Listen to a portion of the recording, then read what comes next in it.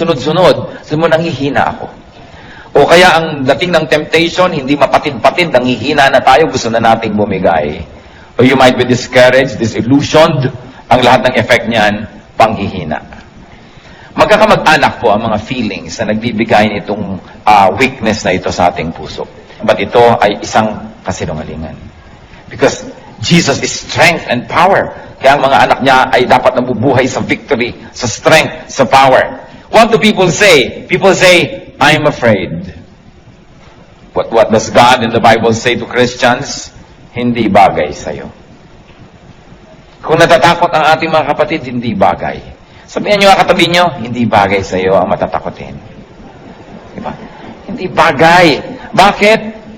John 14:27, do not let your hearts be troubled and do not be afraid. Madaling sabihin, mahirap ipamuhay, lalo naunahan na tayo ng takot, naunahan na tayo ng pandaraya ng kaaway, at tayo sunod-sunod na ng mga kabiguan ang nangyari. We are made to believe and conditioned to believe that we are no match to the enemy. Indeed, we are no match, but the Lord is our victor, is our champion, who has already won the battle for us. 2 Timothy 1:7, for God did not give us a spirit of timidity, but a spirit of power, of love, and of self-discipline. Yan ang ibinibigay sa atin ng Diyos, spirit of power. Kaya masasabi natin, hindi bagay sa'yo. Kahit mga kapatid, tayo manalamin, nanghihina tayo halimbawa, manalamin kasi mo, anak ka ng Diyos, hindi bagay sa'yo. Sapagkat ang mga anak ng Diyos, kailangan kamukha ng Diyos. Kasi kamukha nga tayo dapat ng Diyos, kawangis, lalong-lalo sa ating kalooban. So, brothers and sisters, discipline yourself not to be afraid. It is a matter of habit. Natatakot tayo sa darating, natatakot tayo sa sakit, natatakot tayo sa pagtanda, natatakot sa kamatayan, etc., etc. At kamag-anak po niyan, yung sinasabi mo lagi, I'm worried and frustrated. It's part of being afraid and it's part of being weak. I'm worried. Ano po ang sagot ng Panginoon dyan? You're worried? Cast your cares on me. Cast your cares on me. 1 Peter 5:7, cast all your anxiety on Him because He cares for you. Di po ba kumisan meron tayong panghihina ng loob, may pamamroblema, pero pag nakahinga tayo sa ating kapalagayang loob, kay kapatid, kay kamag-anak, kay ibigan, lumalakas-lakas ang ating loob. Pero kuminsan hindi natin kailangan makipag-date pa, mag-lunch tayo, magkape tayo para lumakas ang loob natin. Kasi ang Panginoon is only a prayer away. And through prayer, we can cast all anxieties and cares on the Lord. So kung meron tayong problema, isumbong mo sa Diyos. Nakatutulong kuminsan na may napagsusumbong-sumbongan tayong kapwa-tao, pero tayong nahihinga-hingahan, pero huwag yung magiging kapalit nung tayo na nanalangin at lumalapit sa Diyos. Another complaint of people tungkol sa panghihina, mahina daw ang isip, I am not wise enough. But the Lord answers, I give you wisdom. Huwag kang lagi nagdadahilan na hindi ako marunong, sapagkat nagbibigay ang Diyos ng kaalaman. 1 Corinthians 1:30, Christ Jesus has become for us wisdom from God. Of course, once more, it has a specific meaning, but its general meaning is that we can have wisdom through the Lord. Learn. Hindi dapat lagi nating sinasabi, hindi kasi ako marunong. Kung mga isang buwan na nating sinasabi yan, 1 taon, 10 taon, tama na yun. We've got to learn. At kakamba niyang, I'm not wise enough. Ano pong laging maririnig mo sa mga tao? I don't know what to do. Pero ano pong sinasabi ng Biblia at ano sinasabi ng Panginoon dyan? I know. I will guide you. Proverbs 3:5-6, trust in the Lord with all your heart and lean not on your own understanding. In all your ways, acknowledge Him, and He will make your path straight. So, magtiwala sa Panginoon, huwag sa sarili. Huwag sumandal sa sarili lamang kaalaman, sapagkat maaaring yan ay only half-truth, half-lie, or a full lie, or a distorted truth. Sabi, in all your ways, acknowledge Him. Pag hindi po tayo sang-ayon sa kalooban, sa sinasabi, sa turo ng Diyos, doubt your scholarship, but do not doubt God. At kung tayo po ay hindi sang-ayon sa Diyos, siya ang ating sundin kasi siya yung Diyos at siya yung tunay na marunong. It is important to acknowledge our lack of wisdom and then seek God's wisdom. Ano po ang sabi ng mga tao doon sa mga, wala kasi akong alam, clueless ako, wala talaga akong alam dyan sa mga bagay na yan? Anong sagot sa atin ng Panginoon niya? Ask me, and I can give you discernment. Kaya yung panalangin sa Psalm 119, verse 1 to 5, I am your servant, give me discernment. So, humihingi ng discernment to know right from wrong. Knowledge po, madali naman yan na makolekta kasi information lang yan But what do you do with knowledge? How do you apply knowledge? Then that becomes wisdom. Paano natin papakinabangan yung alam natin na informasyon? Kaya some people only become more and more knowledgeable, but it doesn't make them wiser.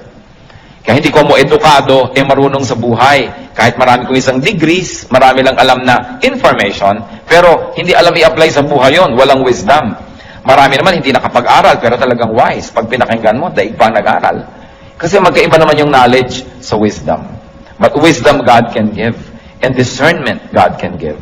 Kaya sa Psalm 119, 1-5, I am your servant, give me discernment. Pero may kondisyon, I am your servant. Ibig sabihin, ako po'y lingkod nyo, sumusunod sa inyo, napapasakop sa inyo, bigyan nyo ko ng kakayahan na makilala ang tama sa mali, because error often comes dressed as truth. Siyempre, yung kasinungalingan, dapat dumating yan na nakabihis na siya ay katotohanan para makapandaya. Alangan mang dumating ang kasinungalingan na hubad, di alam yung kasinungalingan yon. Kaya nakakapandaya. Dapat may discernment. At yan ay nahihingi. Ask God for discernment. Sa pagbabago po ng ating buhay, sa pagbabago ng ating pananaw, importanteng magbago muna ang ating isip at paraan ng ating pag-iisip. Kaya sabi sa Romans 12:2, be transformed by the renewing of your mind. Then you will be able to test and approve what God's will is. His good, pleasing, and perfect will. Yan ang kagustuhan ng Panginoon, tayo mabago. At wala pong nagbabago hanggang hindi mo na nababago ang paraan ng kanyang pag-iisip. Kaya ang ating isip ay pinapakain natin ng karunungan na nagmumula sa Diyos. At pagkatapos hinihingan natin ang pagpapala na yung karunungan na yun ay madilig at maging wisdom, maging applied knowledge. Kakambal din reklamo ng mga tao dyan sa I'm not wise enough, hindi ako marunong. Yung nga iba excuse na yun Sa karunungan nga nila, nagkukunwa-kunwang di marunong para hindi maging responsible, para hindi mo asahan at huwag masisi. But the Bible says you can be wise. Hindi bagay sa mga anak ng Diyos ang hindi wise. Dapat ang mga anak ng Diyos ay wise. James 1:5, if any one of you lacks wisdom, he should ask God, who gives generously to all without finding fault, and it will be given to him. Nagbibigay pala ng wisdom ang Diyos. So kung wala kang wisdom, either hindi ka humingi o tinatanggihan mo yung binibigay ng Diyos. Pero kung tayo humingi at handa tayong tanggapin yun, magkakaroon tayo nun. So we can learn to have wisdom. We can ask for such. And then we can be strong, because to be wise is to be strong. Isa pa pong reklamo sa panghihina, sabi ba, mahina ang desisyon ko. I don't know what to do. But the Bible says, the Spirit of the Word of God says, I can guide you. Pati nga sa sasabihin ng mga disciples, sabi ng Espiritu ng Diyos, tuturuan ko kayo ng sasabihin. Matthew 10:19, but when they arrest you, do not worry about what to say or how to say it. At that time, you will be given what to say. Kaya sabi ng Panginoon, kung darating ang panahon na kayo aarestuhin dahil sa akin, dahil sa aking pangalan, dahil sa pagtuturo nyo, huwag kayong mag-alala kung paano nyo ipagtatanggol ang inyong sarili. Huwag kayong mag-alala kung anong sasabihin nyo. Sa oras na kailangan nyo magsalita, bibigyan kayo ng Espiritu ng Diyos ng mga pinakatamang sasabihin. Kaya mga iba, sabihin mo, mag-Bible study ka, mag-lead. Ay, hindi ko marunong magturo, hindi ko alam sagutin ang mga tanong. O tumurong ka naman, maggawa ka ng ganitong ministry, hindi ko alam ang gagawin. Talaga pong hindi natin alam. Pero ang pangako ng Diyos, if we are His servants, He will give us discernment. Sasabihin natin, Lord, narito na po yung bibig ko, inaalay ko na po sa inyo, kayo po ang magsalita. Narito po ang aking kamay, kayo ang maglingkod through me. Narito ang aking paa, kayo maglakad at pupunta sa gusto niyong puntahan through my body. So I will become a living sacrifice, not a dead one. You can live in me, you can live through me, and you can love through me.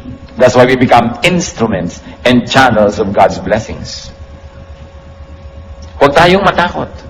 Ang mahalaga, inaalam natin ang pwede nating alamin. Hindi naman pwede natin sabihin na, "Oh Lord, kayo na po ang bahala, hindi na ako mag-aaral, wala na akong gagawin, bahala kayo." Nag-aaral pa rin tayo, nagsasanay tayo, at kung darating na yung panahon na kailangan gamitin yon, ang Panginoon ang nagbibigay sa atin ng kakayahan para magamit, maalala, at mabigyan ng tamang korte, hugis at kulay yung mga dati na nating nalaman para magamit at ilapat sa pangangailangan ng sandaling yon. So we plant, the Lord makes it grow.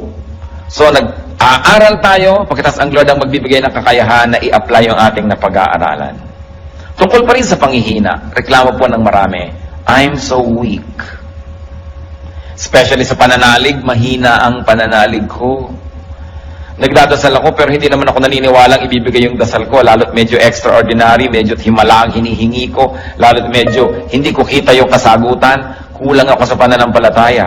I'm so weak when it comes to faith. But the Bible says you can be full of power. You know, the first century Christians were known not for their knowledge, but for their power. Pag ipinagpe-pray nila yung mga may sakit, nagkagalingan. Pag may mga ginagawa sila, kahit imposible, nagagawa.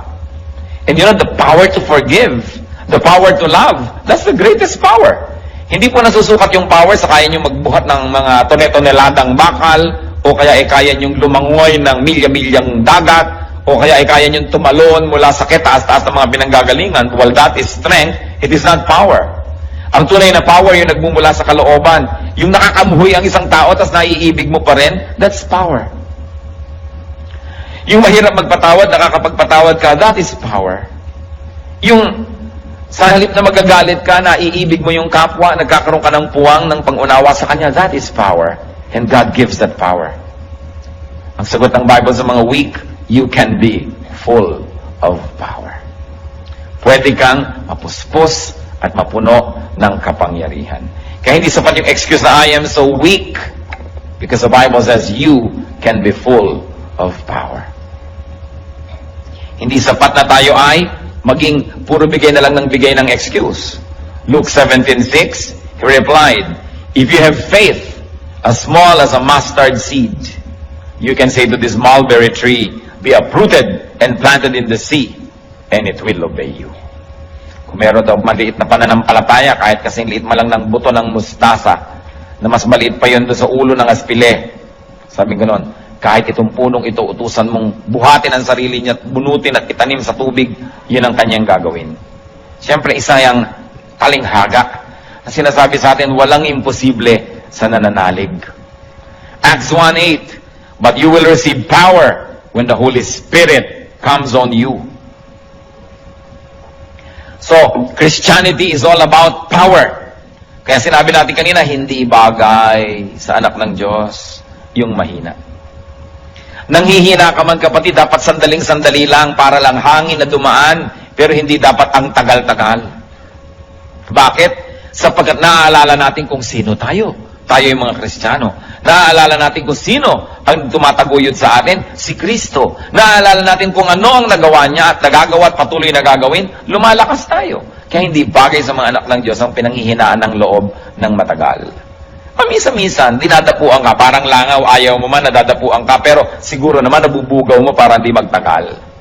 So, ganun din yung mga espiritu ng panghihina. Pag dumapo at nadayakat ng hina ka, teka, sino ba ako? Anak ako ng Diyos. Sino ba yung nagsusustain sa akin? Si Kristo, na pati ang kamatayan ay kanya nagapi. Sino ba ang kakampi ko? The Lord of Lords, the King of Kings. So, bakit ako ganito? Hindi bagay sa akin. Therefore, the Bible says, you can be strong. 2 Corinthians 12:9, "But he said to me, my grace is sufficient for you." Church, read aloud. "For my power is made perfect in weakness. Therefore, I will boast all the more gladly about my weaknesses, so that Christ's power may rest on me." Ano sabi ni Lord? My grace is sufficient for you. My power is made perfect in weakness. Kaya sabihin natin, Lord, weak po ako sa area na yan. Sabi niya, mabuti. Strength ko yan eh. Hindi ka aasa sa sarili mo, umasa ka sa akin at makikita mo magiging strong ka. Lord, 3 araw na ho, weak pa rin ako. Kasi hindi ka umaasa sa akin, umaasa ka sa sarili mo. Lord, weakness na weakness ko po, yung ganyang magagandang mga babae. Sabi, Lord, strength ko yan, umasa ka sa akin. Halika, tuturuan kita, tutulungan kita.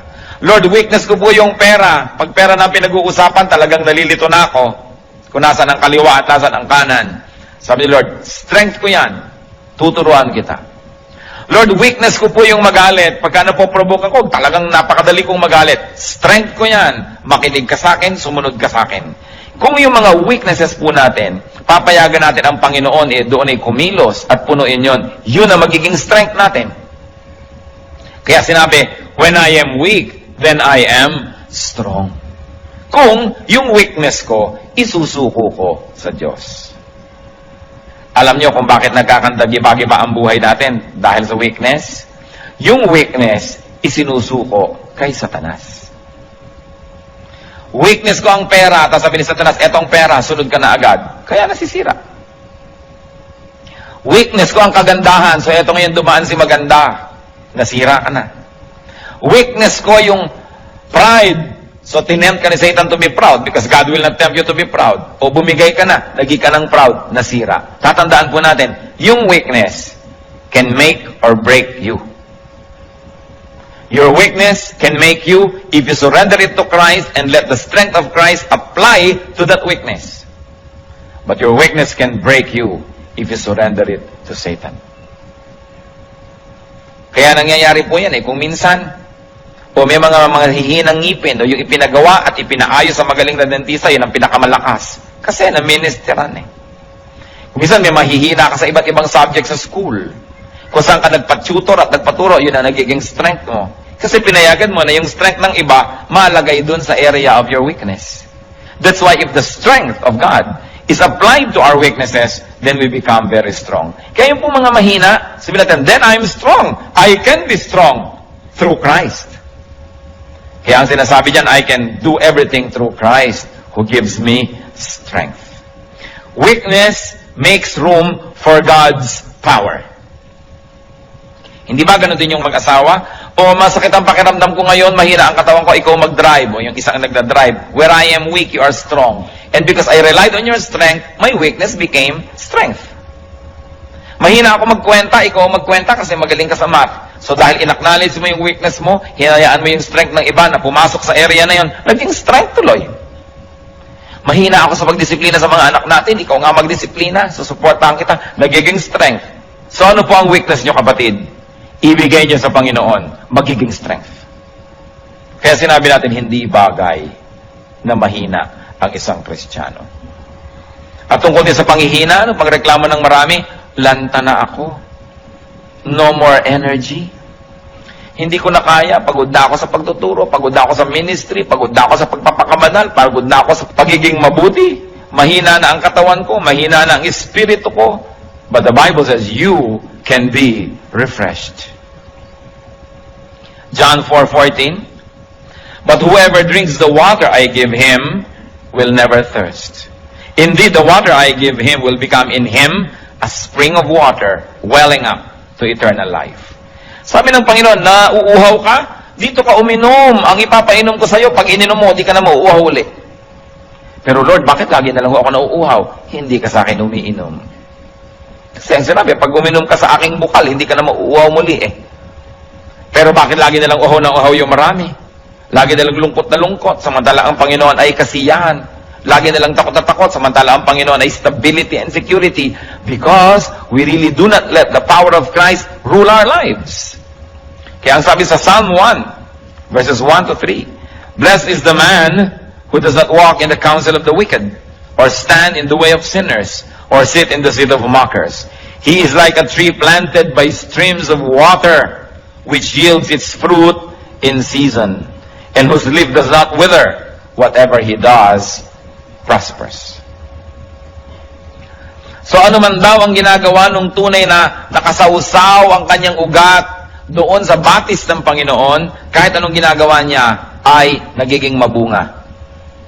So, paano natin malalaman kung hindi tayo nakasawsaw sa batis ng Panginoon? Hindi tayo mabunga. Baliktarin nyo lang. Kasi, pagka nakasawsaw ka daw, mabunga ka, hindi ka mabunga. Di ibig sabihin, hindi ka nakasawsaw. Hindi po, lagi naman ako sa church. Hindi ibig sabihin, no, nakasawsaw na tayo sa tunay na salita ng Diyos. Palabasan naman ako ng Bible. Ang dami ko alam na verses. It doesn't follow that we are already godly and we are really drawing strength from the Lord. Kailangan talaga tunay, hindi pakitang tao, hindi panglabas, at hindi paimbabaw lamang. Lalaliman natin. So, ang mga anak ng Diyos, hindi bagay na lalanta. O ba't ganyan ang itsura mo? Lumong-lumo na ako eh.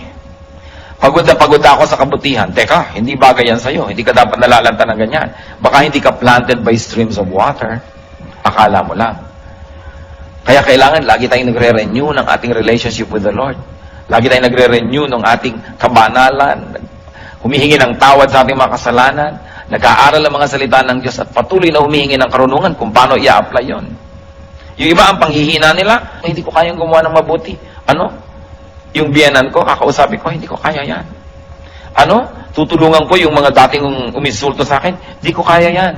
Ano pong reklamo ng iba? I cannot afford to do good. Yan ang aking weakness. But the Word of God says, I can give you enough supply, enough strength, so you can afford to do what is good. 2 Corinthians 9, verse 8. And God is able to make all grace abound to you, so that in all things, at all times, having all that you need, you will abound in every good work. Yan po ang pangako. Aapaw tayo sa mabubuting gawa, sapagkat sa lahat ng panahon, aapaw ang grasya ng Diyos sa ating buhay. Sa lahat ng oras, sa lahat ng lugar, you will have everything you need. In that case, you will overflow and you will abound in good works. Yan po ang kalooban ng Diyos para sa atin. Hindi yung maging mahina tayo sa paggawa ng mabuti. Marami mga tao mahina sa paggawa ng mabuti pero malakas sa paggawa ng masama. Hindi makapagpakumbaba, hindi makapagsabing I'm sorry, pero kayang-kaya niya magsabi ng masasakit na salita sa kapwa. Pag I'm sorry, hindi masabi. Pero pag masakit na salita, kaya. Pag act of kindness, kayang gawin. Sinasagot-sagot yung magulang, kayang-kaya. Pero pagka gusto ng yung magulang ihalikan o yakapin, hindi magawa-gawa. Nahihirapan ng loob pag gagawa ng mabuti. Pero gagawa ng mali, malakas ang loob. Pagka mandadaya, malalakas ang loob. Pagka aamin ng pandaraya, paghingi ng tawad, hindi kaya. Bakit nga ba ganun ang maraming tao? Ibig sabihin lang, hindi tayo lubos na nakasawsaw sa batis ng Panginoon.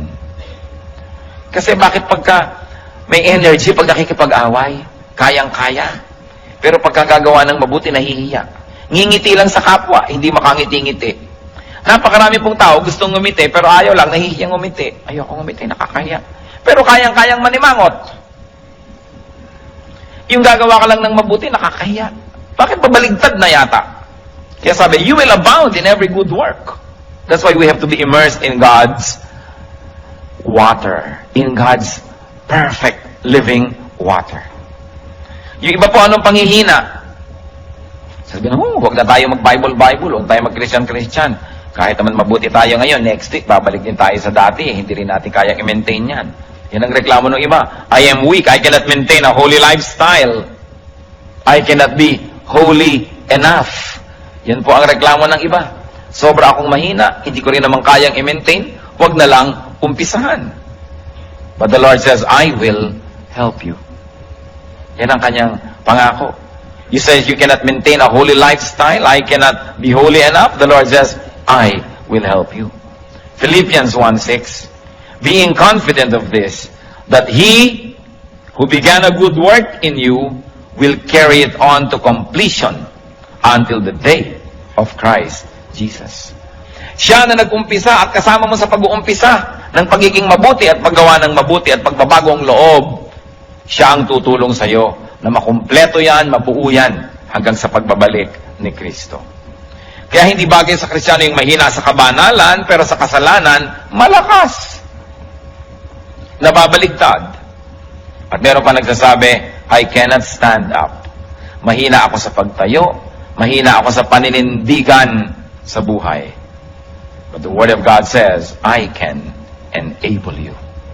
Hindi mo kayang tumayo, pero kaya kitang tulungan na tumayo at manatiling nakatayo. Romans 14:4. Who are you to judge someone else's servant? To his own master, he stands or fall. And he will stand, for the Lord is able to make him stand.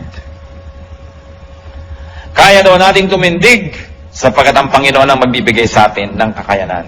Kaya kaya rin nating manindigan. Weakness, ano po bang ibig sabihin yan? Pag sinasabi nating nangihina ako, merong mga nangyari na sunod-sunod, kaya nakarating tayo sa ganong estado ng panghihina.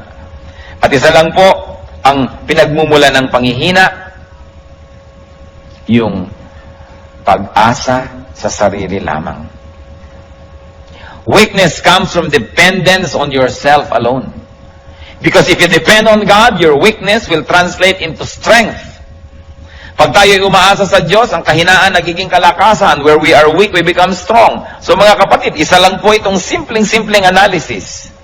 When you are weak, it means you are depending on yourself. Or you are depending on other people. That's why you are weak.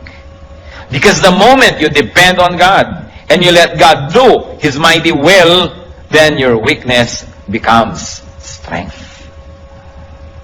Hindi natin sisisihin ng Diyos. Bakit po mahina ako dito? Pinapabayaan nyo na yata ako. Sabi niya, where you are weak, you will become strong. But you've got to do it my way. You've got to give me space. You've got to let me do what I'm good at doing.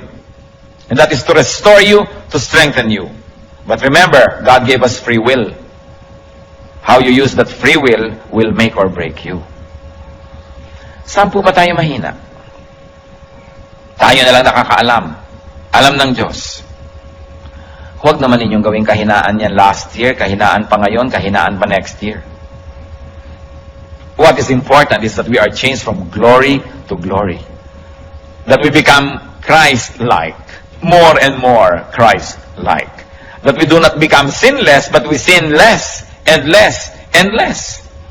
Na hindi tayo lagi nagtatago sa likod ng mga excuses na ganyan talaga ako, tanggapin mo na lang kung ganyan. Yun talaga ako, sapagkat hindi good enough yung ganun lang talaga. Kailangan magbago ng magbago at binibigyan naman tayo ng Panginoon ng kapangyarihang magbago. One of the noblest way, most sublime way to worship God is to be more and more like Him. Mabuti yung pag-awit, mabuti yung offering, mabuti yung pagsayaw sa Panginoon, mabuti yung pagtugtog, pag-worship. Pero isa po sa mga pinakamalalalim na paraan ng pagsamba, yung tayo'y lalo nang maging kawangis ng ating Diyos. That is one of the best ways to please the Lord. Di ba kung magulang ka, kamukha mo yung anak mo, tuwang-tuwa ka. Di ba? Aba, kamukha ko ang anak ko.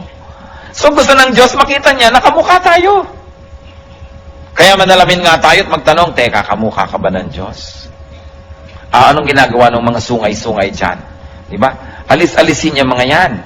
Ang mga kalikaliskis na yan, alis-alisin kasi hindi ka yata kamukha ng Diyos. Kaya dapat tayo nagtatanggal ng mga hindi dapat. Lalong-lalo yung mga weaknesses. Alam niyo po yung weaknesses, it's only in the mind. Nakita niyo yung mga pag may biglang sunog. Ano nangyayari kahit buong refrigerator nabubuhat eh. Pero pag tapos na yung sunog, 3 na yung nagbubuhat, di pa maibalik-balik yan. Kasi alam nyo yung inisip mo, kailangan ko itong gawin, nagkakaroon ng pagbabago sa iyong katawan, sa iyong buong pagkataon na nagagawa mo yung dapat gawin. Kung sunog lang yun, nagkakaroon tayo ng lakas. Di lalo na kung alam natin that this is a spiritual warfare, that we must win. Meron tayong lakas, lalo't ipinangako ng Diyos, I will never leave you, I will never forsake you. So niya, cast all your cares upon Him, for He cares for you. And when you are weak, you will become strong. What you must do is to allow the Lord to enter that weak area and do His. Do not wither. We bear fruits in season. Sabi niya, I'll give you living water and you will thirst no more. Yet why do many of us thirst in various areas of our lives? We thirst in our emotional life, in our intellectual life. We thirst here and there. We long for what we should not be longing for. Sometimes we become jealous and covetous and mainggitin pa at kung ano-ano. It means that we are not letting the Lord work in our weakness. Inaalagaan pa natin yung weakness na yun na, alam mo naman, weakness ko, dapat pinapansin ako. Talagang pag hindi ako napapansin, nagagalit ako. At yung hindi ka mapapansin, nagagalit-galitan ka pa nga, dinadagdagan mo pa. Dahil sasabihin mo, ako ito, kailangan bilhin mong ako ito. No, we should be changed. Be changed by the renewing of your mind. Ang kagustuhan kasi natin kumisan, paikutin ang buong planeta, mag-adjust sa atin. Yung tuwang-tuwa tayong, huy, talagang pag nakakakita ng pula yan, nagagalit, kaya huwag ka magpapakita ng pula. Talagang pagka nai-ignore yan, nagagalit, kaya papansinin mo lagi. Lalo tayong bine-baby ng mundo, lalo lamang lumalaki yung loob natin sa ating mga kalikuan. Kaya pag alam natin, mali ako dito, Lord, I surrender this weakness to you. Turn it into strength. And I know that the Lord will do it because God said it. And if God said it, then it must be true. Hindi pwede na nabubuhay tayo sa weakness. Gustong-gusto ni Satan yung naniniwala kang weak ka eh. Kasi yung kaya mong gawin, hindi mo na ginagawa, nakumbinsi ka na hindi mo kaya. Alam niyo si Satan, pipigilin niya una na masave ka. Pipigilin niya na ipanganak ka muli, na magkaroon ka ng panibagong buhay. Pag di niya napigil yon, at di naman niya kayang pigilin, kung gugustuhin ng may katawan, di niya mapipigil. Pag di niya napigil yon, ang susunod niyang pipigilin, lumago ka sa pananampalataya. Pipigilin niya yan. Kukumbinsihin ka niya, hindi talagang maramdamin ka, dapat unawain ng mga taong maramdamin ka. Hindi talagang itong weakness mo, hayaan mo nang, yan ay i-maintain mo na, kasi konti lang naman ang weakness mo, dapat weakness mo na talaga yan, tanggapin na lang nila yan. Yan ang mga pandaraya ng kaaway para huwag tayo mag-grow. Sapagkat ang tao, pag ikaw ipinanganak na muli, dapat ka namang lumago at mag-mature. Kaya ang goal natin, first is to have a new life, the rebirth, and then to grow into maturity. Pero ang dami hindi nagmamature. Because they continuously believe in the lies of Satan na okay ka na, pwede na yan. Kailangan hindi. Kailangan patuloy tayong humihingi ng pagbabago. At pag nag-grow ka, nagiging kang strong, anong gagawin ni Satan? Bibigyan ka ng mga kadayaang mahina ka, hindi mo kaya. Masakit ang katawan mo ngayon, meron kang sakit sa bato, meron kang diabetes o mahina ka. Kaya tuloy, idadamay na niya yung pati lakas ng loob mo, espiritu mo, panghihinain ka na sa lahat ng area. Wala kang pera, hindi mo kayang gawin yan. Ang weakness mo, wala kang pera. Bakit? May pera ba yung mga apostles? May pera ba si Kristo? May pera ba sila nun? Ang dami nila nagawa. May wala kang ganito, wala kang ganyan. Puro pandamaya. Ang ibig sabihin lang, mahina ka, mahina ka, mahina ka. Ikaw naman naniwala na, mahina nga ako. Kaya siya ngayon, nakaka-take over. But when you do not give Satan the space, he will never have space. That's why the Bible says, resist the devil and he will flee from you. Just resist, you don't have to fight. Bakit mo lalabanan yung demonyo? Ay malakas yun. Nilabanan na siya ng Panginoon at natalo na. Kaya hindi na dapat tayong parang lagi nakikipagtunggali. Sabi natin, teka, tapos na ang labanan na. Bakit nakikipaglaban na naman ako? Nadaraya yata ako Narito na lang ako para kunin yung premyo. Narito na lang ako para mag-enjoy ng victory ng Panginoon kasi siya yung lumaban para sa akin. Ano, nakikipaglaban na naman ako? Dinadaya tayo eh. Victory is already ours. Kaya pag nadadaya kang hindi ko to kaya, sabi mo, it's a lie because the Lord already... Sinong pinanggalingan niya? Sabi niya, teka, pag tinitingnan ko yung sarili ko, hindi ako ito. This is the distorted version of me. And I was distorted because of the wrong company I kept. I was distorted because of the wrong beliefs I espoused. I was distorted because of the wrong activities that I indulged in. Babalik ako sa aking sarili. Babalik ako kung sino ako talaga. At ginawa po niya yon. At nakabalik siya sa kanyang dating status. May paggalang sa sarili, merong dignity, at iginagalang ng iba. Tayong mga anak ng Diyos, we are created for holy work. We are created for dignity. We are created for respectability and for fruitfulness. If this is not happening in your life, mag-isip-isip dahil hindi ito ang tunay yung pagkatao. Tayong anak ng Diyos, ang pagkatao natin, yung pagkatao ni Kristo, yung Espiritu ng Diyos. Kaya kailangan nabubuhay sa buhay natin yan, sa puso natin. Titingnan natin ang mga pinagsasasabi ng ating bibig kung tama sa identity natin, ang ating lifestyle, ang ating ginagawa. We are a royal priesthood, a holy nation, servants of God. Less than that, hindi bagay sa atin. Kaya dapat meron tayong dignity. Hindi kahabol-habol ka ng kahit konting pagtingin, namamaliwas ng pag-ibig kahit na isang laang kaluluwa sa impyerno may umibig lang sa'yo. Teka, iniibig ako ng Diyos. Kung kailangang ibigin mo ka na, magkakasala pa ako, habol-habulin lang kita, wag na, sa'yo na ang pag-ibig mo, hindi bagay sa akin yan. Anak ako na identity. Sasabihin nyo, pero, sino ba ako? Dati naman talaga akong taong putik. Dati naman talaga ako nasa kasalanan. Dati naman, no! 2 Corinthians 5:17, if anyone is in Christ, he is a new creation.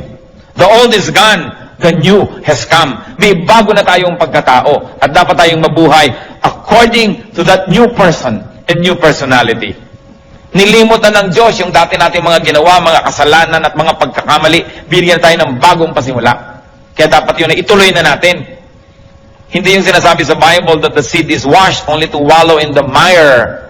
Hinugasan na ng hinugasan, pagkatapos babalik din lang sa putik. Nahugasan na tayo, panindigan natin. At hindi tayo dapat magpabalik-balik sa mga kamalian. Huwag kayong magpapadaya that you are weak. Because in Christ, we can do everything. Through faith, we can do anything. Weakness means dependence on oneself. Strength comes from dependence on Jesus. Kaya kung nangihina, alam natin yon, umaasa sa sarili. Bakit pinanghihinaan ng loob? Ang dami kong gagastusin, wala akong pera sa bulsa. Umaasa ka sa sarili mo. Maaaring bigyan ka ni Lord ng pera, o maaaring alisin niya yung gagastusin, o maaaring bigyan niya ka ng kalakasan para harapin yon. Naku, ano kaya ang gagawin ko pagtanda ko? Paano yan? Wala akong savings, wala yata ako na ipon. Umaasa ka sa sarili. Kung umaasa ka sa Panginoon, lalakasan yung loob. Hindi ko yata kayang lutasin ang problema ng pamilya ko. Kasi umaasa ka sa sarili. Sabi natin, Lord, nandito ang pamilya ko. Ipinangako nyo, hindi nyo ako papabayaan. Ipakita nyo sa akin kung paano kayo kumikilos at nang makaka-open man mabuti. Hindi ka naman mabait. Sabi ni Lord, you come only to steal, kill, and destroy. Eh ano, tinaabutan mo ako ngayon? Alam nga namang love mo ako. Daya yan. Pag kinuha ko yan, may bayad. Huwag na. Huwag kayong hihiram ng tool ni Satan. Dahil lalo niya kayong ilulubog. Yung mga iba dyan, misis, pinagtaksila ng asawa. Pastor, kaya magtataksil na rin ho ako. Bakit? Hihiram ka na kay Satan.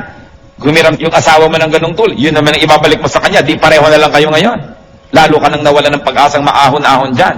Dati kalahati lang ng inyong partnership ang nasa dilim. Ngayon pareho na. Di lumubog ka lalo. Huwag hihiram kay Satan. Pag nanghihina tayo, palakasin lang ang loob kay Satan hihiram. Huwag na huwag. He comes only to steal, to kill, and to destroy. Hindi niya kayo mahal. Kaya huwag kayong padadaya, natatanggap ng anything kasi may bayad yun. Umasa sa Panginoon. Ang sabi niya,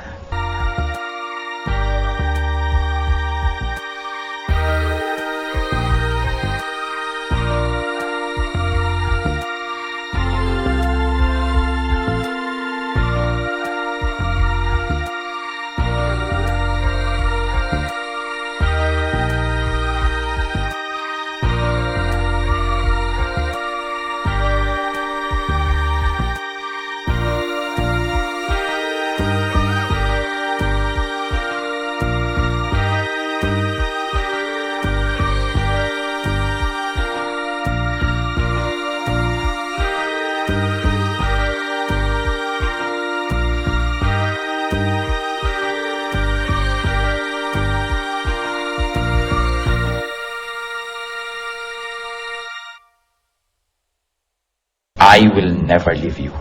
I will never forsake you. At si Jesus, hindi sinungaling. God is only a prayer away.